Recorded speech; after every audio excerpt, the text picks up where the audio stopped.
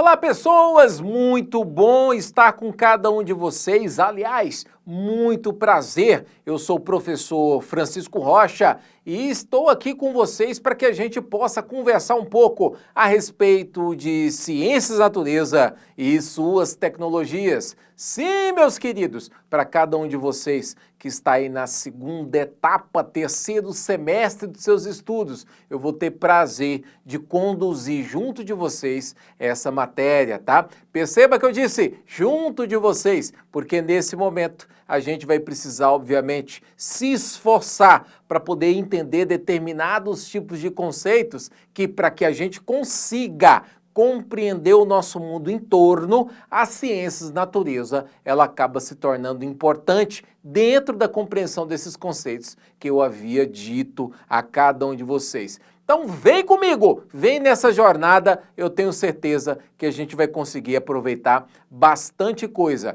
E hoje, olha só, hoje eu quero começar com vocês com o pé direito. Eu quero começar com o que seria talvez um dos maiores assuntos dentro das ciências, que é exatamente sobre matéria e energia.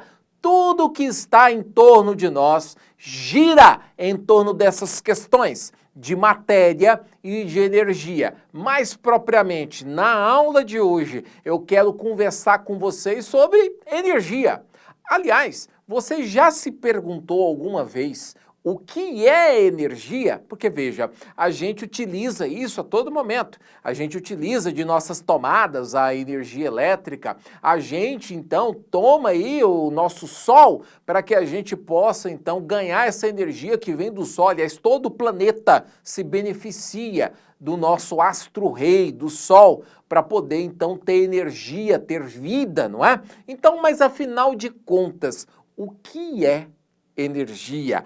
Olha aqui no quadro, vamos começar a refletir. Então é isso, falaremos sobre matéria e energia. Esse é o nosso módulo 1, unidade 1 desse terceiro semestre, né? Então, se a gente for fazer perguntas como essa, a gente sabe que no cotidiano a gente usa energia, ou pelo menos usa a palavra energia de uma forma muito livre, né? Por exemplo, esses garotos aí que aparentemente estão na escola, né? Dizendo assim, hoje estamos cheios de energia, vamos brincar. O que eles querem dizer quando dizem que estão cheios de energia? Por outra maneira, esse senhor logo embaixo aí, quando ele diz assim, afirma da seguinte maneira, acho que eu não estou legal, eu estou sem energia. Como assim ele está sem energia, né? Será que isso tem a ver com a disposição dele? Ou esse tigre aí, bisonho, né? Esse tigre branco aí, raríssimo, vou dormir para recuperar energia para amanhã. Então perceba que a gente acaba utilizando a terminologia energia em várias ocasiões e muitas vezes a gente usa essa palavra e a gente não sabe direito o que é energia. Volta para mim! Fato é o seguinte, pessoal, a gente realmente ficou extremamente proficiente enquanto civilização para poder utilizar energia. No entanto, a bem da verdade, arrisca, mesmo a ciência, ela não sabe direito o que é energia. O que a gente sabe? A gente sabe que energia é essa quantidade que não tem jeito de você criar ela, não tem jeito de você destruir. A única coisa que você pode fazer é passar a energia que está aqui para um outro lugar para cá. E quando você faz essa troca dessa energia, normalmente ela se transforma. É isso que a gente sabe. E a gente se beneficia desse conhecimento fazendo várias transformações de energia ao nosso favor. Essa é que é a verdade. Nós vamos exatamente estudar esses meios de transformar, de obter a energia em várias ocasiões. E aí, obviamente, eu conto com cada um de vocês, tá bom? Dá uma olhada aqui no quadro. Bom, quando a gente vai falar de formas de energia, o que eu posso dizer para você é que ao longo da história, a humanidade, ela acabou então se tornando realmente muito proficiente em gerar cada vez mais energia, né? Quando éramos ali, ó, homens e mulheres das cavernas, certamente a gente usava energia através do fogo, por exemplo, para poder aquecer os nossos alimentos. Isso, obviamente, foi um impulso civilizatório muito grande. A gente usava energia dos ventos para, por exemplo, aí, né, a gente moer, a gente beneficiar os nossos grãos de forma geral. Hoje, a gente usa energia, principalmente aqui no Brasil, e vocês vão ver isso, do tipo hidrelétrica, para transformar uma queda d'água em energia elétrica. A gente utiliza energia de motores a combustão, ou mesmo de aquecimento de caldeira, como é o caso desse daqui, tá? Para que a gente possa trazer, através dessa combustão, desse aquecimento, movimento. Então a gente acaba utilizando energia largamente, embora não saibamos precisamente o que é energia, tá? Quando falamos de energia, a gente tem que dizer que essa energia pode vir, primeiro, de fontes primárias, ou seja, elas acabam acontecendo primeiramente, né, inicialmente aí na natureza. Exemplos são o sol, que fornece energia, já falamos sobre isso, a água, os ventos, o próprio gás natural, o petróleo bruto, tá? Que é aquele petróleo que está realmente sendo colhido das entranhas da terra. E você tem também fontes secundárias. As secundárias são obtidas das primárias, né?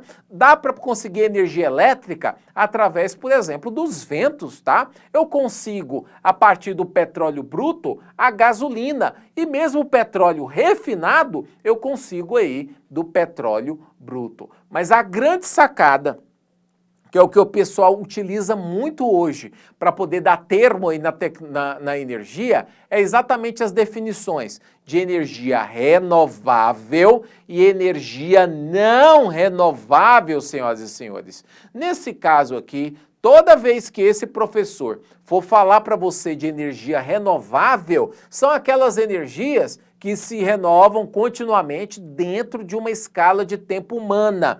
Elas são chamadas de inesgotável em termos. Professor, não entendi. Volta para mim. Quando eu falo para você de energia renovável, é aquela que de alguma maneira funciona num ciclo rápido.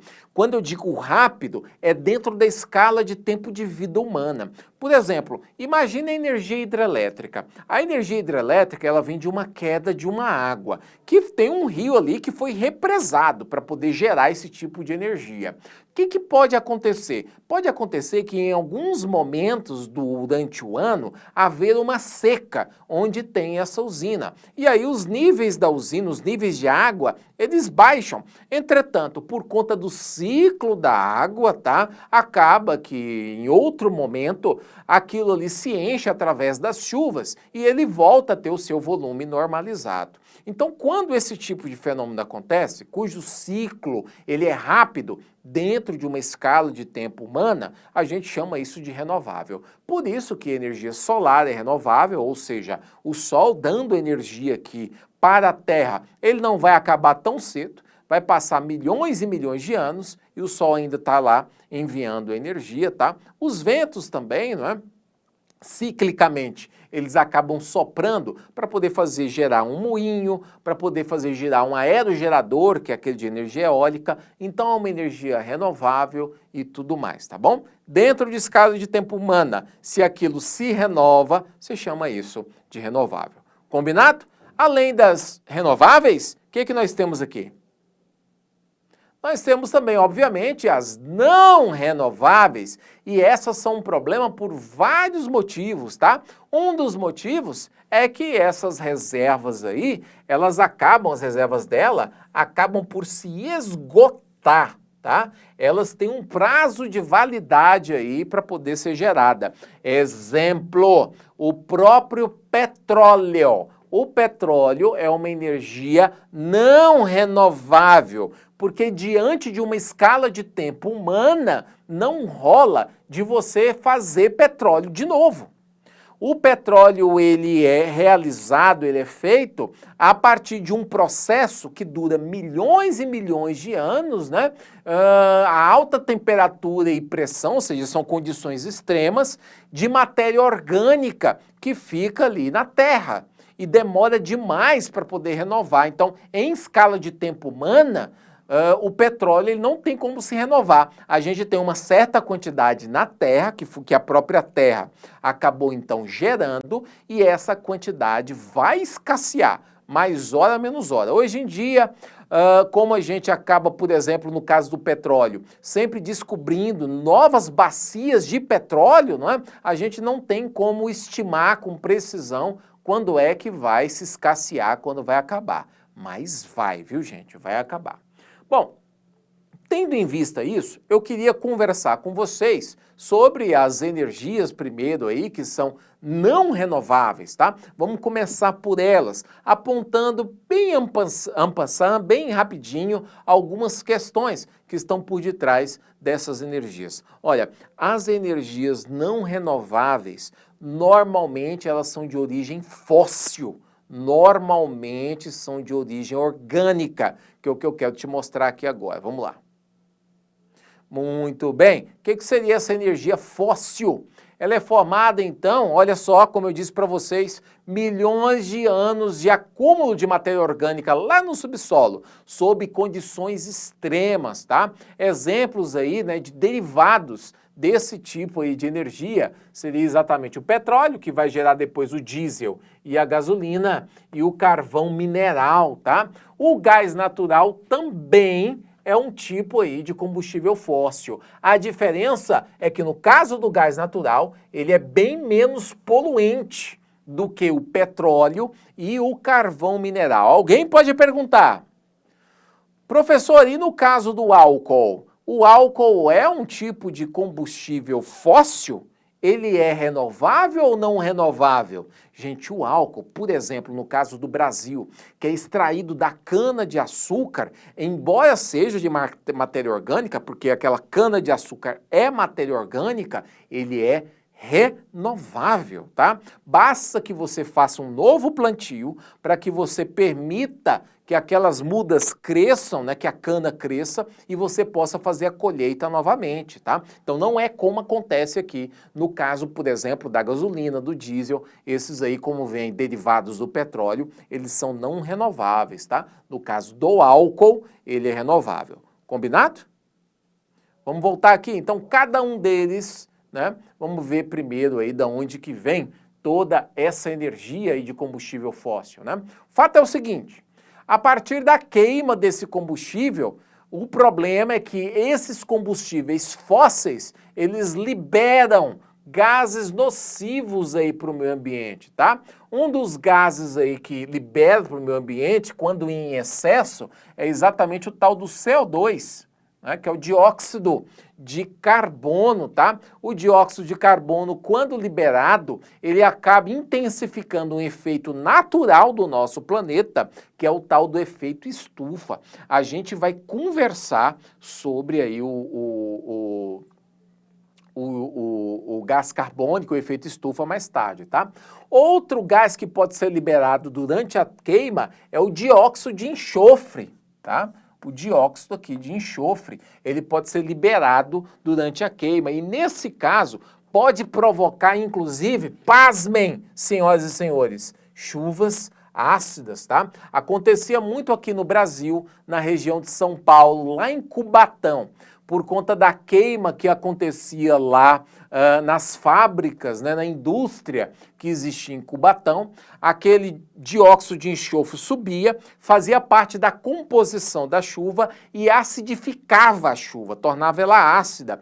Quando então precipitava, ou seja, quando caía a tal da chuva, a chuva ela vinha então com esse agente aí extremamente ácido, fazendo aí desgaste às vezes de pintura de carro, estrago em alguns prédios e por aí vai, tá? Hoje Cubatão está mais livre desse tipo de problema por conta aí de componentes, como por exemplo, alguns tipos de filtros que se coloca para poder eliminar esse dióxido de enxofre e ser lançado na natureza, tá bom? Então, esses aí seriam os principais problemas, a questão da poluição que os combustíveis fósseis podem gerar. Quais são os combustíveis fósseis aqui que a gente tem que ver? Dá uma olhada. Então, aqui, por exemplo, o petróleo, né? Petróleo, carvão mineral, gás natural, como dissemos, são combustíveis fósseis, eles não são renováveis, demoram muito, né, para que eles possam, então, voltar ao ciclo dele, e o uso dele, então, contribui, como dissemos, para a poluição do meio ambiente. O petróleo é esse ouro líquido, né? A gente chama de ouro líquido porque se você encontra aí petróleo, você está riquíssimo se você encontrou uma bacia aí de petróleo, né?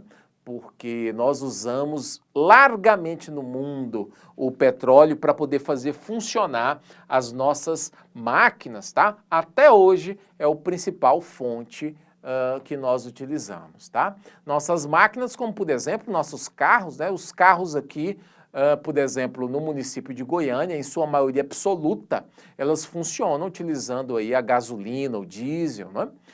Por outro lado, está tendo uma tendência de troca por outros combustíveis, como por exemplo o álcool, que polui menos, nesse caso polui, mas polui menos, né? E temos muito recentemente aí o advento dos carros elétricos. Vamos ver no que isso vai dar, porque os carros elétricos são raríssimos por enquanto aqui no Brasil, tá?